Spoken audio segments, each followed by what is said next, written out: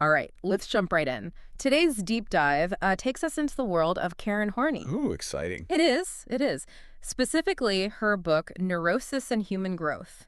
We're going to explore how those early experiences, Childhood. yeah, their childhood experiences, and this thing called the idealized self can actually set the stage for, neuroses Oh, wow. later in life. So picture this.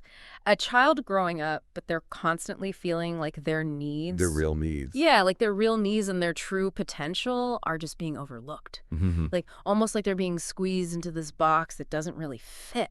That's a really powerful image, and it gets right to the core of what Horney's arguing. Yeah. She says these adverse childhood experiences where we don't get that nurturing of our individuality, it can lead us to this, To create this thing she calls the idealized self. So it's like we're almost creating this fantasy version of ourselves. Exactly. It's like a perfect persona. Yeah, yeah. Yeah, and it's really interesting because it's built from all these different things, our experiences, fantasies, our needs that aren't met. Even our talents. Even our talents, yeah. Yeah. And here's where it gets even more interesting, is this idealized image. Yeah. It isn't always consistent. There could be these like contradictory trends within it. Contradictory trends. Like what do you think by that? Okay, so imagine someone whose idealized self is like incredibly successful, but also effortlessly charming, right? Right. Now, those two things might actually clash in reality, Yeah. leading to this inner conflict. Oh, I see. Like, how do you maintain that effortless charm Exactly. while ruthlessly pursuing success? Exactly. Yeah. So how do people deal with those contradictions? Well, Horney observed a couple of different approaches. Okay. Some people try to glorify those contradictory trends. Okay. Other people try to isolate them, keep them separate in their mind. Mm-hmm. And then there are those who kind of embody like a Jekyll and Hyde persona, where they switch between different aspects depending on the situation. That's fascinating. Yeah. But how does this idealized self actually lead to neuroses? Well, that's where the whole idea of the search for glory comes in. Okay. This idealized self, it's not just a static image, it's like this fuel. Right. It fuels this constant pursuit of validation. Oh, okay. External validation. So it's not just about having high standards. It's almost like this need to constantly prove yourself. To the world. To the world. Prove your worth to the world. Oh, okay. Yeah. And it becomes this compulsive drive to live up to this image, but it's fueled by fear, right? Fear of. Fear of anxiety, fear of failure. And what makes it neurotic is that it's often completely detached from reality. So someone driven by this search for glory, they might just completely ignore the signs that they're like on the wrong path? They disregard evidence, yeah. Oh, wow. Because it threatens their self-perception. Yeah. This illusion of the idealized self. And that brings us to another concept, neurotic claims. Neurotic claims. Okay. Tell me more about this, because this is where I feel like it's getting relatable. All right, good. Yeah. These are like special privileges that the neurotic feels entitled to, stemming from this belief in their idealized self. Oh. It's like, because I am this exceptional person, I deserve special treatment. yes. Okay. So it's not just about being confident. Right. It's about feeling superior. Yes. Okay. And these claims, they can manifest in so many ways. Think about like the person who always has to be right. Yeah. Even about the most trivial things. Right. Or, the person who demands blind obedience. Or maybe someone who feels like they can cut corners. Yes. And get by in life without putting in the effort. Exactly. I can see how those claims could create some serious problems in relationships. Absolutely. And here's the irony. Okay. By clinging to these neurotic claims, we often make life harder for ourselves. How so? Because I would think that those claims would make you feel more... It seems that way, yeah. Or in control. Yeah, on the surface, right. Yeah. But ultimately, it sets us up for a lot of disappointment. Right. A lot of frustration. Because even minor setbacks can feel like catastrophes. Oh, because you're entitled to special treatment. Yeah. So everything becomes a personal attack. Exactly. It challenges their inflated sense of self. Right. And it leads to this constant sense of being wronged. I'm not getting what I deserve. Yes, exactly. And here's the key. Okay. These claims prevent us from confronting our own flaws. From taking responsibility. You got it. Yeah. So it's always someone else's fault. I'm the victim. Exactly. You're the victim. Right.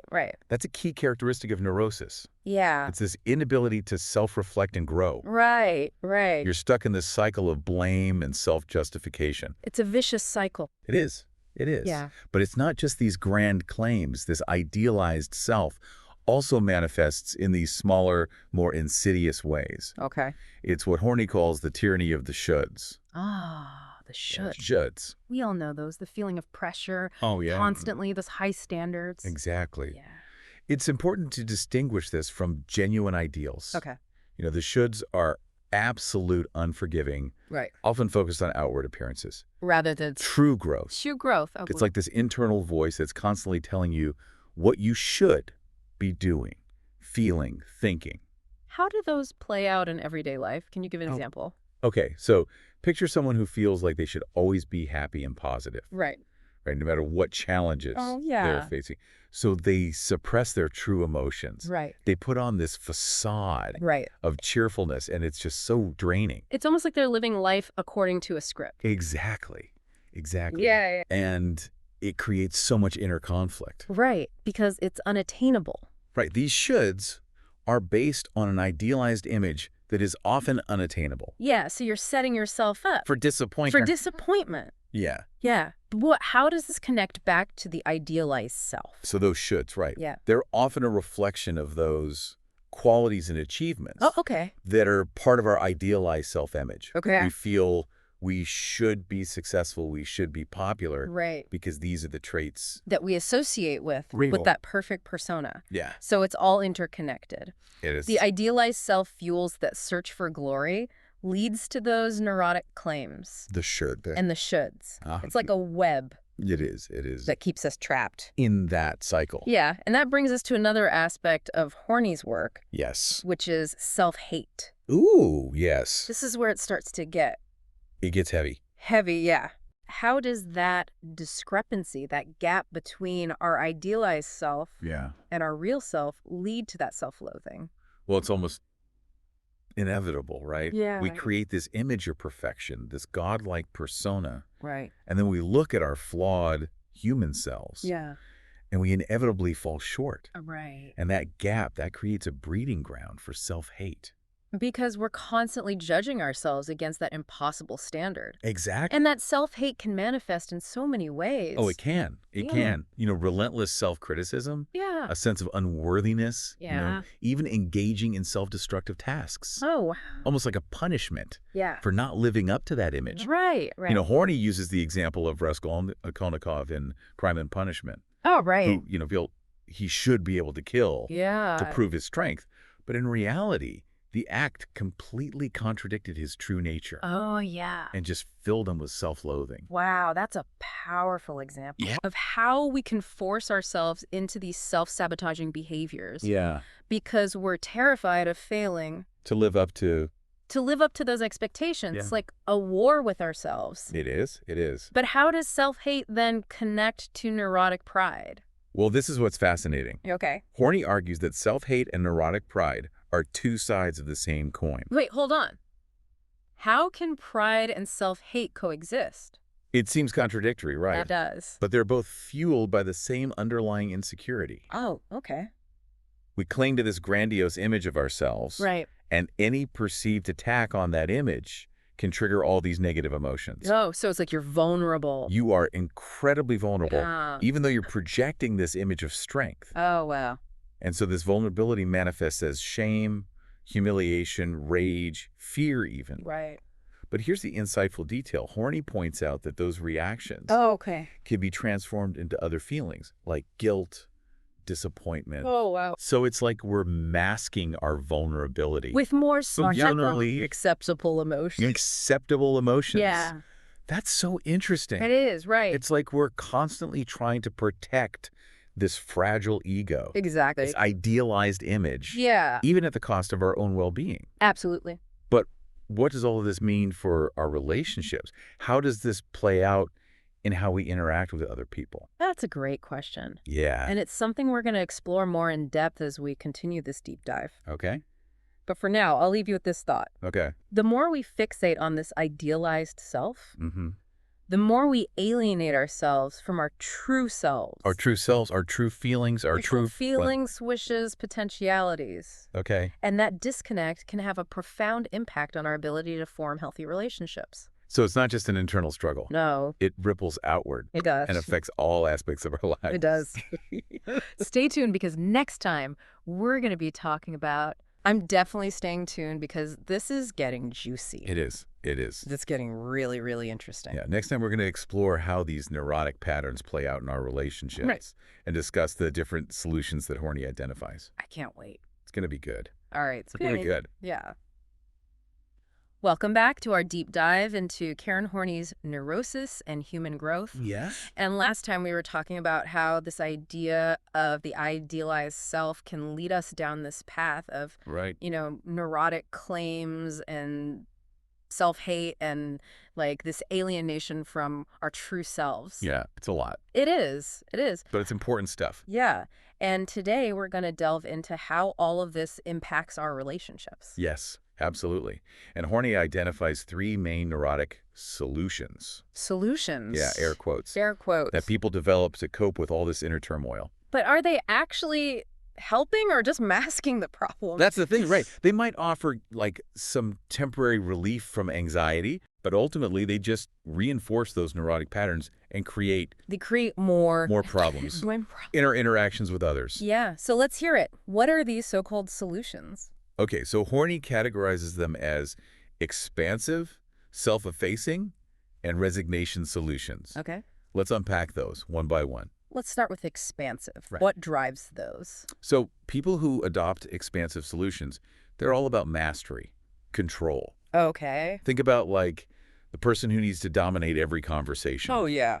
Win every argument, be the best Right. at everything they do. So is this where we see... like those arrogant and vindictive tendencies? Yes. Their need for triumph, it fuels their vindictiveness. They've got this fragile sense of pride. Right. So any perceived attack, any slight can trigger this hostile reaction. Yeah. They hold grudges, quick to anger, often seek revenge. So they're constantly at war. It's like they're battling the world. With the world. Yeah. I imagine that creates a lot of friction in their relationships. Oh, absolutely. It's so hard to build genuine connections when you're constantly trying to one-up everyone. Right, you can't trust. You can't trust. Yeah. Yeah, you're not vulnerable. Okay, that makes sense. Yeah. So how does the self-effacing solution differ from the expansive type? Okay, so the self-effacing solution is driven by this intense need for love and approval. Okay. These are the people pleasers, right? Oh, yeah. They're constantly seeking validation from others. Right. They go out of their way to be helpful, agreeable, self-sacrificing. But doesn't that backfire? Often, yes. Yeah. Because they end up in these relationships where they feel needed, but not truly loved. Right. And they probably feel incredibly wronged or victimized when their relationship doesn't meet their needs. Yes, because they haven't set healthy boundaries. So they just perpetuate this cycle of dependence and self-neglect. Sadly, yes. Yeah. And there's another layer to this, and Horney talks about this thing called neurotic suffering. Neurotic suffering. Okay, what is that? Okay, so the self-effacing type, they can actually cling to their suffering. Oh, wow. As a way to, like, elicit sympathy. Oh. Garner attention. Okay. And even to justify their claims for special treatment. So it's a distorted view of reality. Yes. But it serves a purpose within their... So it reinforces their belief that they are special. Right. That they're deserving of pity and care. Right. So it's a way to maintain that sense of self-importance, even if it's rooted in suffering. Right. It's fascinating how complex that dynamic is. It really is. It's fascinating. Yeah. Yeah. Okay, so let's move on to that final solution. Resignation. Okay, so resignation is all about detachment and withdrawal. Okay. These individuals try to protect themselves from pain and conflict by opting out. Opting out of?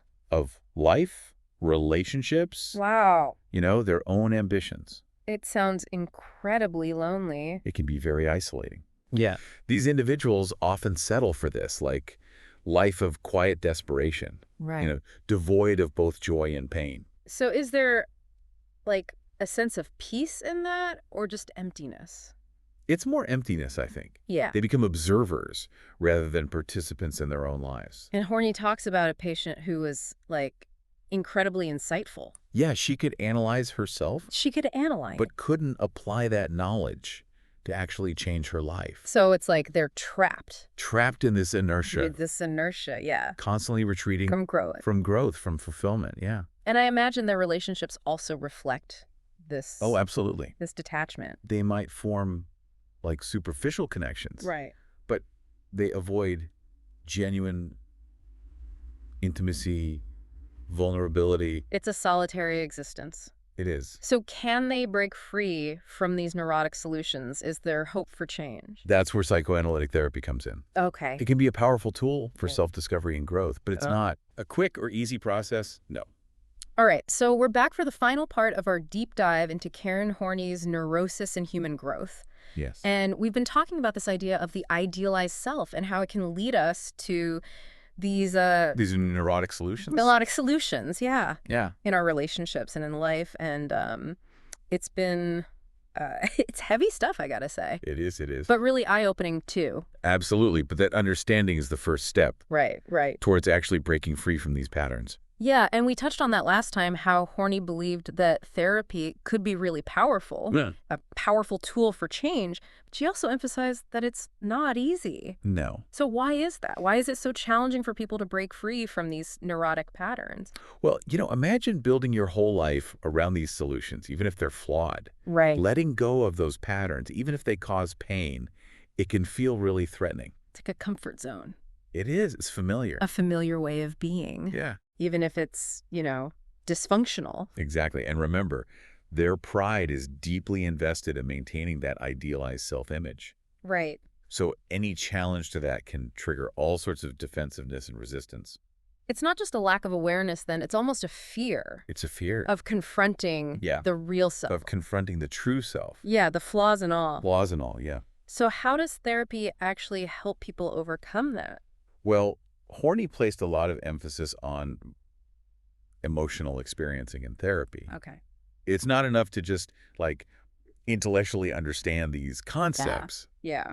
You need to actually feel and confront the emotions. That have been suppressed. That have been suppressed or distorted. Right. For so long. So it's about getting in touch with those, authentic feelings. Yes. Even if they're painful, and learning how to process them. In a healthy way. Yeah. In a healthy way, yeah. And that's where the courage and commitment come in. Okay.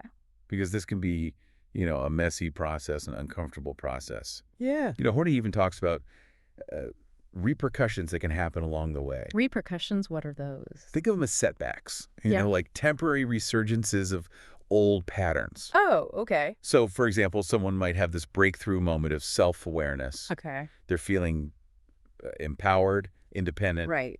But then they panic. Oh. And they retreat back into, people-pleasing or self-effacement. So it's like taking 2 steps forward. And 1 step back. And 1 step back. Yeah, it's not a linear journey. Right. There are ups and downs, right, yeah. moments of clarity, moments of doubt. So it can be disheartening. It can be, but it's part of the process. It's part of the process. Yeah, of untangling these deeply ingrained patterns. Yeah. But each time they work through those repercussions, they come out stronger, more resilient. Okay. They learn to navigate those challenges with, greater self-awareness and compassion. Almost like building new neural pathways. New pathways, new ways of... new ways of relating to themselves and the world. That's a great way to put it, yeah. And so gradually. With time. With time and effort. There's that shift. There's a shift towards self-acceptance. Okay. A strengthening of the real self. That sounds liberating. It is. They start to let go of those rigid shoulds. Yeah.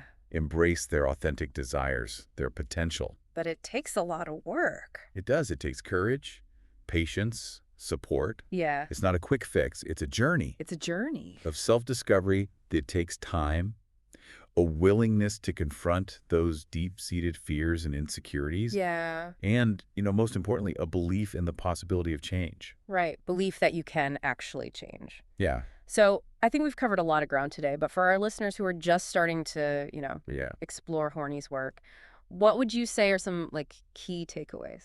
I think, first, I hope they recognize that we all have this potential for growth and self-realization, but we can get stuck in these neurotic patterns. That hold us back. Hold us back, yeah. And a lot of those patterns stem from this idealized self. This image of perfection. This image of perfection. They're always striving for. And it just leads us further away. Further away from our true self. From our true selves, yeah. Yeah. And that pursuit of that unattainable ideal leads to the internal conflict. The self-hate. The self-hate. The disconnect. From ourselves and others. Yeah. But the good news is there's a path to healing. There is. A way to break free. To break free. From those patterns and embrace our authentic self. Embrace the real you. However flawed. Flawed and imperfect. And imperfect they may be. Yeah, absolutely. And it's not an easy journey. It's not. It's a journey worth taking. It's a journey worth taking, yeah. Understanding these patterns is the first step.